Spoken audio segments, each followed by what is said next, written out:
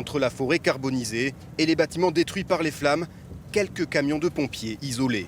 Vous avez tout à manger? Des sandwichs et tout? Gary, un habitant du village, leur apporte du ravitaillement. T'as voulu? Oui, s'il vous plaît. Merci. De quoi tenir leur garde prévue pour durer 12 heures. Et comme c'est un site sensible ici, on est obligé de rester un peu en stand-by pour pas pour surveiller. De voir cet engouement de volontaires, c'est ce qu'il y a à tenir. Ouais. Ah ouais, vraiment, en plus. Et puis ils ont tous un petit mot gentil. 3 véhicules civils de ravitaillement sont autorisés à pénétrer dans la zone de l'incendie. Inlassablement, jour et nuit, ils apportent aux soldats du feu de quoi se rafraîchir.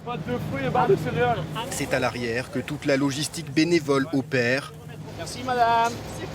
C'est gentil. Se conserve. Les racheurs qu'il fait, les équipements qu'ils ont et tout, ça va être vraiment très très difficile.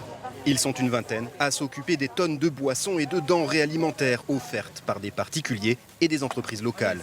On enchaîne.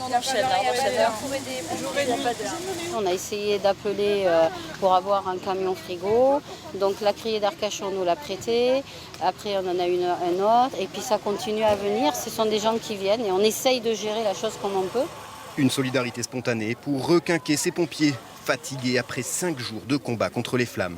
Pour nous, c'est gratifiant parce que c'est quand même la chance d'avoir apparemment la population qui met tout ça en œuvre pour nous faire plaisir. Effectivement, ça en fait du bien.